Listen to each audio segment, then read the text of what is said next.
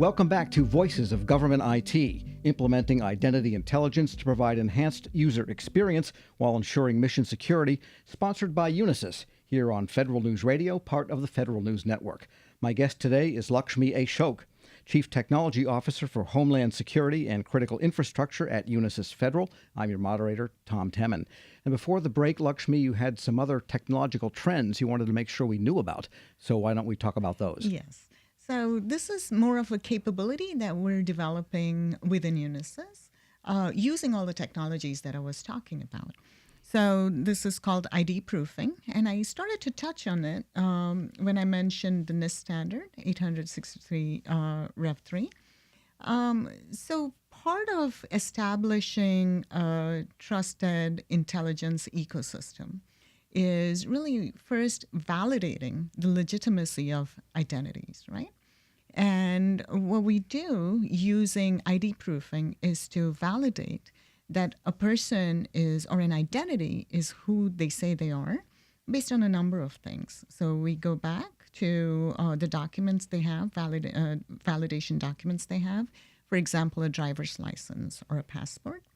Go back to the issuing authority to make sure that that document is legit, and then compare the biometrics of that person, either face or fingerprints, to make sure again that that is the trusted individual before we even enroll them into that trusted identity ecosystem. And in that whole cycle, does that mean that at some point the person has to present in person as the original qualifying proofing situation? So that's a fantastic question. No. So wow. Remember, we are in a mobile era. Great question, but you surprised me with the answer. So we're in a mobile era and talking about contactless fingerprints, where we can take pictures of the fingerprints or we can take pictures of the face and then templatize it, send it to our gallery, do a match.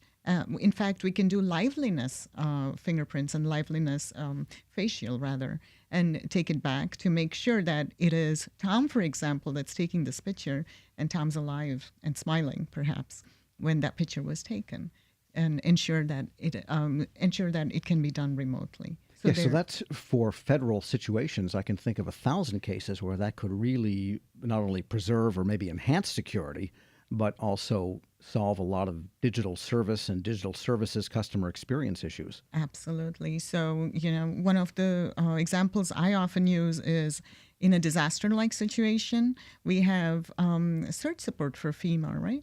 And think about how many people can get enrolled remotely before they go support that area of disaster.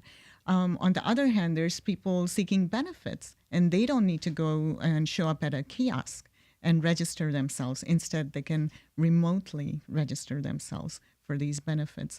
So there could be any N number of scenarios, even in the health area, where this remote ID proofing or ID proofing is very valuable. One of the things I wanted to mention is tying it back to the identity assurance level 2, which is that NIST standards. So Unisys is at the forefront of getting certified to the standard, using some of the vendor technologies like ID scan and some facial recognition technologies out there. All right, this all sounds wonderful, but there must be challenges or everybody would be doing it. What are some of the roadblocks, challenges that federal agencies might face when trying to implement these technologies? Yeah, we're looking at a few challenges down the road. One that strikes my mind immediately is the Data Privacy Act. So, there was a Data Privacy Act passed in 1974 where everything around collection, dissemination, and maintenance of a person's PII data, personal identifiable information, is supposed to be protected and actually implemented in a certain manner so as not to disclose their privacy. Now, biometrics fall squarely into the PII data. You bet, yeah. And so everything we do around biometrics, we've got to be very careful. So what I didn't talk about is we are in Australia for the Australian Home Affairs. We're helping them out with paperless travel. today. And that's being rolled into production shortly as we speak, even. One of the very first things we needed to do as we architected this system was to take a data privacy assessment. So these are things that we're doing to overcome some challenges. And this also, when you mentioned travel too, because that's a big issue in the United States, TSA and Customs and Border Protection have all these programs. And so what you have is somebody holding biometric and other personally identifiable information. Yes. It's also in private hands because there's this interaction between, say, airlines and passenger manifests and the federal agencies wanting to know who's coming in on that plane and who's leaving. And so what are some of the issues around that? There have to be some regulations. In fact, I was reading where the Microsoft president has been asking for regulations around facial recognition and more so into privacy issues. So clearly there's a lot of work to be done there. And we are in the forefront of, in fact, what we're trying to do is templatize these biometrics and then store the private information related to the templates in a mission critical encrypted area. Yeah, so you really have to have a very carefully thought out IT architecture and system to support that to really do this before you kind of jump in. Right.